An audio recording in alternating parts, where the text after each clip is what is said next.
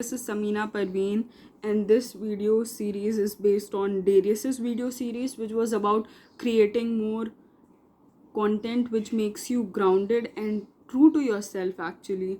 But when we are on these platforms like social media platform, what they focus on these days is short form content, which is basically fitting everything in 30 seconds and then trying to expect to get attention from it. And like these kind of videos, these are long form content videos and is available more on YouTube than on any other platform. And what it focuses on is that it really keeps you, what I want to focus on would be that I want to be true to myself. And I just realized that like a few days before that, once we start appreciating other people for their true self rather than being perfect, how would the world be then? Like everything would be changed. We usually think that people have the tendency to portray themselves as perfect, and somewhat while making content we have come into the chain of it. There is actually no end to it. You always think you want to edit this, you want to cut this, you want to make it even better.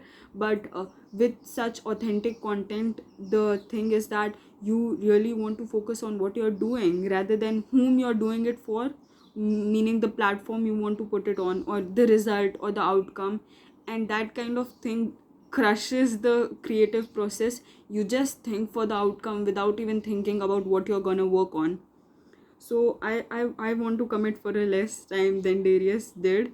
He did for 10 years, but I would say I could put like once a month a video for like a year. I could say like I could really try, but I don't know how long this is gonna work, nor am I forcing myself to make it work. But all I want to do is give myself the space and time to do something like this and to make it feel that something that comes from me. This could be trying out a new thing or just doing anything, but trying to be true to myself. So for today, I have nothing planned, but I wrote a poem in a generative workshop a few days ago, and I want to perform that because that was really something that came out of me without any forcing or without any consequence of what I'm gonna do with it. But the good thing about this is that it's like it was using a prompt, so basically I knew where I was taking it, but I let my words just flow out of me. And it is called Dream Till You Forget Reality. It's about war, and the prompt was about war and not war, but what are the events that take place in a city that have that crushes the city and have like good consequences to the people and the buildings around. So that is very interesting take to it. And then they had like few picture prompts.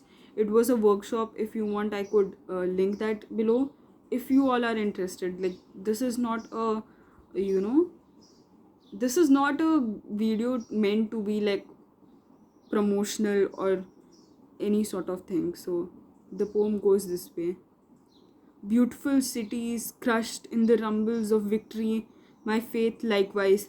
Dust, cement, crushing hope, the city of jasmine, now an abandoned home. They lost, they live, they grieve. Some have lost, others never set foot on the soil, but a lifetime of indignity. No license card to prove them that they belong. No familiar sound that comforts the terrified souls of the people who are gone, but leaving behind people, hope. And when these beautiful things mix, it brings disasters under the rumbles of victory. They long for the moist numbness of breath of their long gone babies and the thread of the known, the dust, the cement, the crushing away of hope, and then they breathe and come, and then the tickling on their back of the neck, as if I wasn't the only one, as if I wasn't the only one stranger around, everyone in their own bubble of dilemma to move on or cry over the triggered fate. We had flowers in our gardens and rings in our hands. The sun rose above us all, and you braided my hair for the one last time before turning into dust and cement and rumbling stomachs. The shoes have grown smaller for a pain to fit in, and the Cinderella is dead now. There only exists the grief, the family, and familiarity. are two unique words but sounding the same.